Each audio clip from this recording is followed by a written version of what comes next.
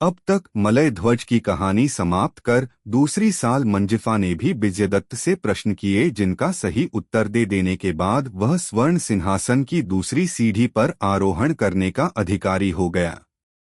तब न्याय की देवी तीसरी साल भंजिका ने विजयदत्त को एक कहानी सुनाई। इस कहानी में सुभद्रा देश का राजा न्यायवर्धन आदर्श न्याय के लिए प्रसिद्ध था। उसके दरबार में न्याय के लिए दो मित्र आए और दोनों ने अपने अपने दृष्टिकोण से बयान दिए। वीर नाम के व्यक्ति ने अपने मित्र चंद्र पर आरोप लगाते हुए कहा कि उसने बचपन में ही वचन दिया था कि वह अपनी बेटी की शादी मेरे बेटे से करेगा, लेकिन अब यह धनी हो गया है, इसलिए मेरी गरीबी के कारण मेरे बेटे से विवाह नहीं करना चाहता। राजा ने इसके बाद उसके मित्र चंद्र से बयान देने को कहा।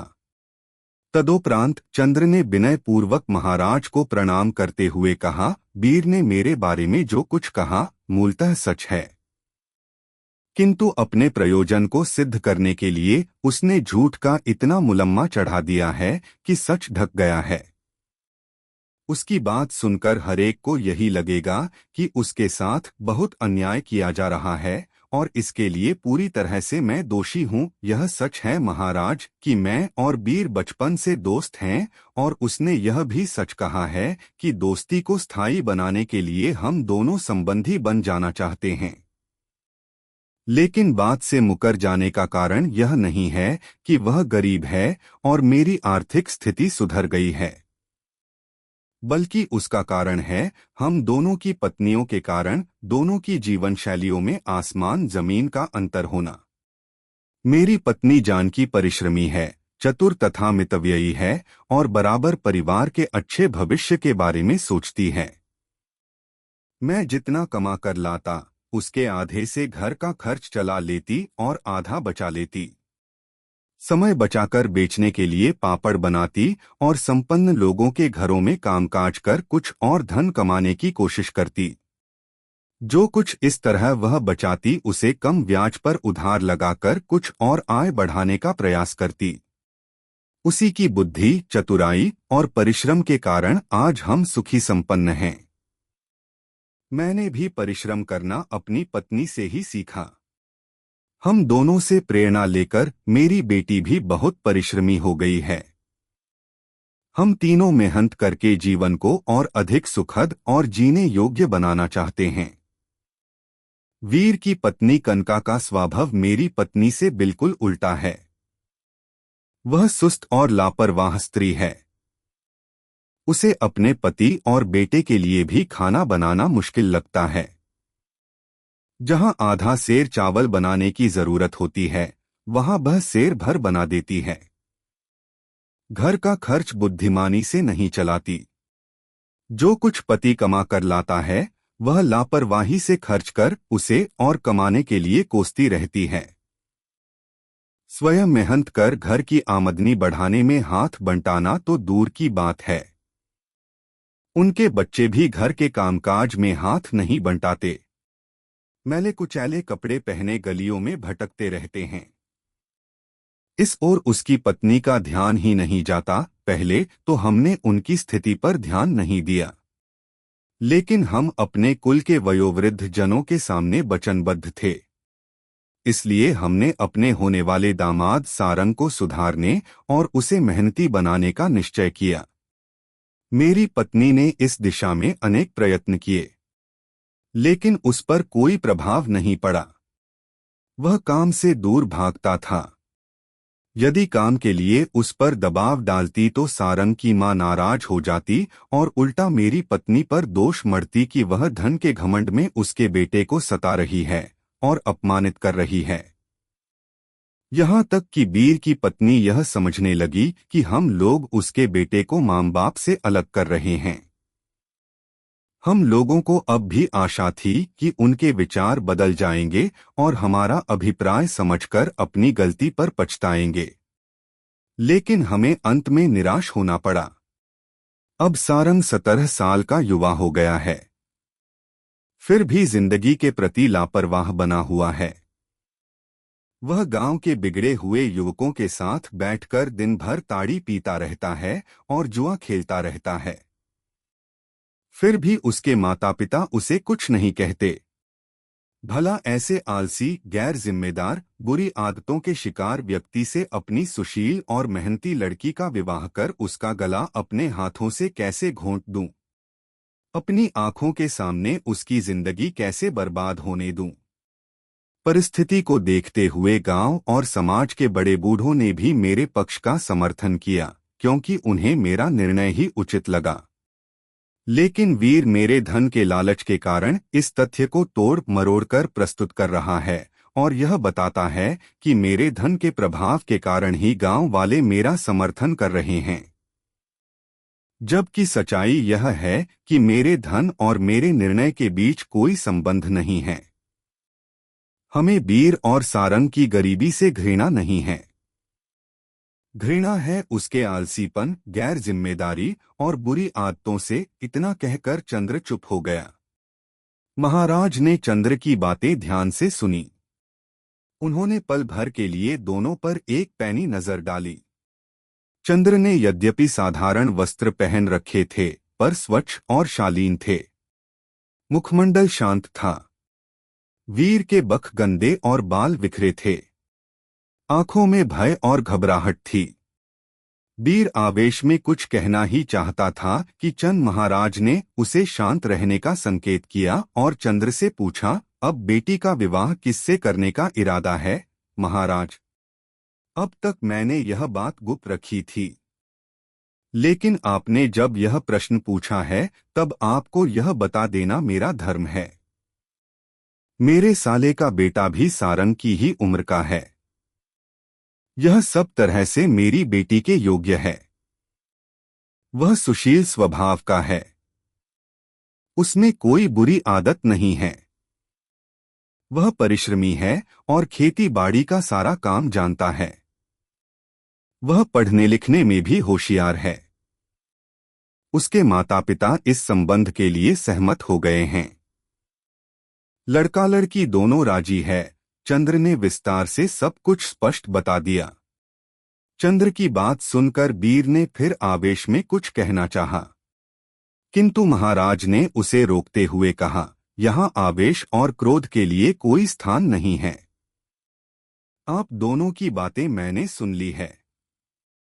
अब दोनों शांति से बैठ जाइए। इसके बाद महाराज का आदेश पाकर एक विदेशी व्यापारी मणिकर्ण ने अपनी शिकायत यूं सुनाई, महाराज, यहाँ से थोड़ी दूर पर स्थित सिंहद्वीप का मैं नागरिक हूँ। मेरे पिता एक बड़े व्यापारी थे। पिताजी की इच्छा के अनुसार मैं भी बचपन से ही व्यापार के काम में हाथ बंटाने लगा, लेकिन उनके व्यापार में मेरी रुचि अधिक नहीं थी, इसलिए प्रायः दोस्तों के साथ घूमने निकल जाया करता था। लेकिन अचानक पिता के दिवंगत हो जाने के बाद पिताजी का व्यापार संभालना पड़ा। पिताजी के मित्रों ने समय समय पर मार्गदर्शन भी किया। मैंने बहुत प्रयास किया कि उनके व्यापार को ठीक से करूं तथा और आगे बढ़ाऊं, परंतु मेरी महत्वाकांक्षा समुद्री व्यापार करने की थी। मेरे पिता के शुभ चिंतकों ने तथा मेरी मां ने भी समुद्री व्यापार करने से मना किया, किंतु मेरा अटल विश्वास था कि समुद्री व्यापार से न केवल 100 गुना अधिक धन कमाया जा सकता है, बल्कि वह अधिक रोमांचक भी है। लेकिन अब अनुभव कर रहा हूं कि वह मेरी बहुत बड़ी भूल थी। मैंने माई द्वीप में सस्ते मूल्य पर सुगंधित द्रव्य, नारियल के रेशे तथा हाथी दांत की बनी अनेक वस्तुएं खरीदीं और व्यापारियों के जहाज में लाद कर बाहर निकल पड़ा। मार्ग के अनेक स्थलों से और भी अनेक आकर्षक चीजें खरीद लीं। मार्ग में अब तक कोई बाधा नहीं उपस्थित हुई।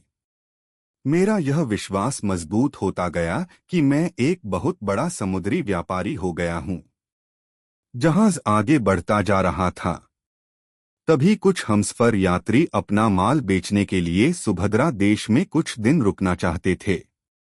उन्होंने मुझे भी सलाह देते हुए कहा कि हमारे माल की यहाँ बहुत मांग है और मुझे मुहमांगा दाम मिल सकता है। जहाज केवल 1 सप्ताह रुकने वाला था, लेकिन पूरा माल बेचने में अधिक समय भी लग सकता था। इस पर कई लोगों ने सुझाव दिया कि किराए पर माल रखने के लिए गोदाम भी यहाँ मिल जाएंगे। तब तक सुभद्रा देश के बंदरगाह पर जहाज लग चुका था। मैं अभी तक कोई निर्णय नहीं ले पाया था और द्विविधा में था कि यहाँ माल उतारूं या न उतारूं। तभी मुझे रत्नगुप्त दिखाई पड़ा। यह कहकर उसने रत्नगुप्त की ओर संकेत किया। महाराज की नजर पड़ते ही रत्नगुप्त ने खड़ा होकर उनका अभिवादन किया। रत्नगुप्त सुभद्रा देश की राजधानी का रहने वाला था और नगर का बहुत चतुर और अनुभवी व्यापारी माना जाता था। महाराज ने उसे गौर से देखा और सिर हिलाकर मणिकर्ण को अपना बयान जारी रखने का संकेत किया। मणिकर्ण ने आगे बताया, प्रभु, रत्नगुप्त सचमुच ही बहुत दक्ष व्यापारी है। मुझे दुविधा में पड़े देखकर यह भाप गया कि मैं समुद्री व्यापार में नया नया हूं। वह तुरंत मेरे पास आया और अपना परिचय देते हुए मेरे व्यापार के बारे में पूछताछ की। मैंने सब कुछ सच सच इस तरह बता दिया जैसे व्यापार में अपने भागीदार को बता देते हैं। मुझे उसकी नीयत पर तनिक भी संदेह नहीं हुआ। यह शायद मेरी दूसरी भूल थी। मुझसे सारा विवरण जान लेने के बाद उसने बहुत स्नेहपूर्वक कहा, बेटे, हफ्ते भर में अपना सारा माल बेच पाना संभव न होगा। तुम विदेशी हो, इसलिए स्थानीय लोग तुम्हें ठगने की कोशिश करेंगे। यहाँ के बाजार को समझने में समय लगेगा, लेकिन इसके लिए तुम्हें गोदाम लेना पड़ेगा जो बहुत महंगा पड़ेगा, और वह भी राजा की अनुमति के बिना विदेशियों को गोदाम नहीं दिया जा सकता। राजा की अनुमति मिलने में भी बहुत समय लगने की संभावना है। तुम्हें देखते ही मेरे मन में न जाने क्यों आत्मीय भाव जाग पड़ा। मैं भी व्यापारी हूँ और मेरे पास पर्याप्त स्थान है। तुम्हारा माल मेरे घर से लगे गोदाम में सुरक्षित रहेगा और तुम भी मेरे यहाँ अतिथि के समान ठहर सकते हो। व्यापार में मेरी मदद की आवश्यकता हो तो वह भी कर सकता हूँ। आराम से अपना माल बेचकर घर लौट जाना। इसकी मधुर बातें सुनकर मुझे ऐसा लगा मानो भगवान ने इसे मेरी सहायता के लिए ही भेजा है। मुझे तनिक भी इस पर संदेह नहीं हुआ। मैंने जहाज से माल उतरवाया और गाड़ियों से इसके घर पर साथ ले गया। घर पहुंचकर उसने अपने नौकरों से माल उतरवाकर एक कमरे में रखवा दिया और उसमें ताला लगाकर चाबी मुझे दे दी। इसका इतना प्यार देखकर मुझे लगा कि जैसे मेरे पिता की आत्मा इसमें प्रवेश कर गई है और परदेश में मेरा पग पग पर स्नेहसिक्त मार्गदर्शन कर रही है। मेरी प्रसन्नता की कोई सीमा न थी। नहाने धोने के बाद इसने मुझे स्वादिष्ट भोजन कराया। थकावट के कारण मैं गाढ़ी नींद में शाम तक सोया रहा। रात्रि में स्वागत सत्कार या मनोरंजन के बहाने वह मुझे विलास मंदिर ले गया, जहां सुंदर नर्तकियों का नाच हो रहा था और दर्शक मदिरा पी रहे थे और नशे में नर्तकियों के साथ ठिठोली भी कर रहे थे। यह वातावरण मेरे लिए नया नहीं था, क्योंकि जब मैं पिताजी से व्यापार सीख रहा था तो मैं भी मेरे मन में न जाने क्यों आत्मीय भाव जाग, मैं भी व्यापारी हूँ और मेरे पास पर्याप्त। तुम्हारा माल मेरे घर से लगे गोदाम में रहेगा और तुम भी मेरे यहाँ अतिथि के हर सकते हो। व्यापार में मेरी मदद की कता हो तो वह भी कर सकता हूँ। मैं अपना माल बेचकर घर लौट जाना। की मधुर बातें सुनकर मुझे ऐसा लगा गवान ने इसे मेरी सहायता के लिए ही। मुझे तनिक भी इस पर संदेह नहीं हुआ। मैंने जहाज से माल उतरवाया और गाड़ियों से इसके घर पर साथ ले गया। घर पहुंचकर उसने अपने नौकरों से माल उतरवाकर एक कमरे में रखवा दिया और उसमें ताला लगाकर चाबी मुझे दे दी। विलास मंदिरों में जाया करता था, किंतु जब व्यापार की पूरी जिम्मेदारी सिर पर आ गई तो इससे दूर रहने लगा। बहुत दिनों के बाद फिर से वैसी जगह पर जाने के कारण पुरानी वृत्ति पुनः उभर आई और मदिरा के साथ नर्तकी के नृत्य में तल्लीन हो गया। किंतु रत्नगुप्त शांत होकर और वातावरण के प्रभाव से निष्प्रिय होकर केवल नृत्य देख रहा था। उसने न शराब पी न नर्तकियों से बातचीत की। वह जल्दी लौट आना चाहता था, किंतु मैं कुछ देर तक रुकना चाहता था, इसलिए वह भी देर तक रुका रहा। वहां जो भी खर्च हुआ रत्नगुप्त ने ही चुकाया। मुझे एक कौड़ी भी देने नहीं दिया। लौटते समय मार्ग में उसने बताया कि मणिकर्ण, तुम्हें माल बेचने में काफी परेशानी उठानी पड़ेगी, इसलिए तुम्हारी सहायता करने के ख्याल से मैं ही तुम्हारा माल खरीद लेता हूँ। यद्यपि तुम्हारे माल से मेरा व्यापार अलग है, फिर भी मेरा विश्वास है कि छोटे व्यापारियों को तुम्हारा माल बेचकर थोड़ा बहुत लाभ बचा पाऊंगा। तुम्हारा क्या विचार है? उसकी बात सुनकर मुझे बहुत खुशी हुई। मैं नशे में था, इसलिए इस पर बिना विचारे हाँ कह दिया और घर जाकर निश्चिंत होकर सो गया। सुबह नींद टूटी तो रात की बात पर विचार करने लगा। नहा धोकर नाश्ता करते समय मैंने उससे कहा, रत्नगुप्त जी, आपने मेरी बड़ी सहायता की है और आप पर मुझे पूरा विश्वास है। फिर भी आप ही मेरा सारा माल क्यों खरीदना चाहते हैं? यह जानना चाहता हूँ। और यदि आप ही मेरा माल ले रहे हैं तो माल की आधी रकम मुझे पहले ही दे दें तो अच्छा रहेगा, क्योंकि अब मेरे पास धन अधिक नहीं रह गया है। मेरी बात से वह नाराज होकर बोला, अभी तो तुम्हारे माल का स्थानीय भाव भी पता नहीं किया है। फिर भी तुम्हारा माल खरीदने के लिए तैयार हूँ। आज बाजार जाकर इसका भाव पता करता हूँ। तब तक मेरे पास 10,000 रुपए हैं। रख लो। शाम तक कुछ और धन का प्रबंध कर दूंगा। क्योंकि यह व्यापारिक लेन देन का मामला है, इसलिए अच्छा होगा यदि इस कागज पर अपने हस्ताक्षर कर दो। समय मिलने पर इसके ऊपर विवरण लिखवा दूंगा। इतना कहकर उसने मुझे 10,000 रुपयों के साथ एक सादा कागज दे दिया। मैंने रुपए लेकर कोरे कागज पर दस्तखत कर दिए। उसके बाद रत्नगुप्त दिन भर अपने व्यापार के काम में व्यस्त रहा। मैं भी नगर में घूमता फिरता रहा। उत्सुकतावश मैंने अपने माल का भाव जानने के लिए जब पूछताछ की तो बहुत आश्चर्यजनक बात यह मालूम हुई कि मेरे माल की यहाँ बहुत मांग है। यहाँ तक कि हमारे देश की अपेक्षा उस माल की यहाँ 10 गुनी कीमत देने को तैयार हैं। बल्कि एक महीना बाद आयोजित होने वाले बसंतोत्सव तक तो उनके दाम बढ़ने के और भी आसार हैं। जब मुझे यह सब पता चला तो मैं अपने भाग्य को कोसने लगा। मुझे इस बात पर ग्लानि हुई कि रत्नगुप्त को माल बेचने से पूर्व यहाँ के बाजार में उसका भाव क्यों नहीं पूछा। मुझे यह विश्वास हो गया कि रत्नगुप्त ने मेरे साथ धोखा किया और जानबूझकर सत्य को छिपाया। उसे माल का भाव अवश्य ज्ञात था।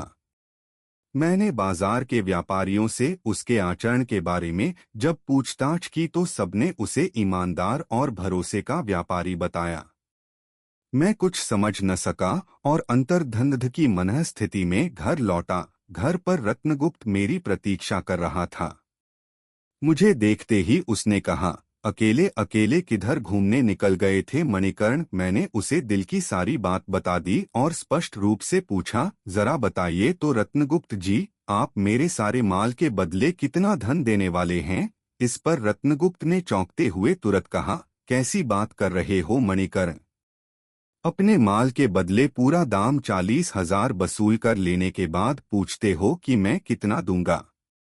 क्या मदिरा पान कर लिया है, इसलिए बहकी बातें कर रहे हो? उसकी यह बात सुनकर मैं भौंचक्का रह गया। शरीर जमकर पत्थर हो गया, जैसे काटो तो खून नहीं। उसने मुझे वह कागज दिखाया जिस पर मैंने हस्ताक्षर किए थे। तब वह कोरा था, लेकिन अब स्पष्ट अक्षरों में लिखा था कि मैंने अपना पूरा माल उसे 40,000 रुपयों में बेच दिया है। मैंने तो इसी विश्वास पर दस्तखत कर दिया था कि वह जो सत्य है वही लिखेगा। कभी कल्पना भी नहीं की थी पिता के समान स्नेह दिखाने वाला व्यक्ति मुझे इस प्रकार दिन दहाड़े लूट लेगा। मैंने तभी समझा कि व्यापार में किसी पर विश्वास करना अजागरूक और असावधान रहना मूर्खता है और व्यापार संहिता के विरुद्ध है। मैंने अपने आप को बहुत कोसा, बहुत पछताया। अपनी भूल पर अपना सिर पीटा। लोगों के बीच चीख चीख कर बताया कि रत्नगुप्त ने धोखे से मुझे लूट लिया है। लेकिन किसी ने विश्वास नहीं किया। किसी ने मेरे पक्ष का समर्थन नहीं किया। उल्टे वे मुझे ही धोखेबाज और अविश्वसनीय कहने लगे। महाराज, निराश होकर मैं आपकी न्याय सभा में उपस्थित हुआ हूं और आशा करता हूं कि आपके राज्य में एक असहाय विदेशी नागरिक को न्याय मिलेगा और मुझे मेरा माल वापस कर दिया जाएगा। हाँ महाराज, एक बात और, जिस कमरे में मेरा माल रखा है उस कमरे की चाबी भी गायब कर दी गई। अब मेरे भाग्य का फैसला आपके हाथ में है। अपना यह लंबा बयान देकर मणिकर्ण चुप हो गया।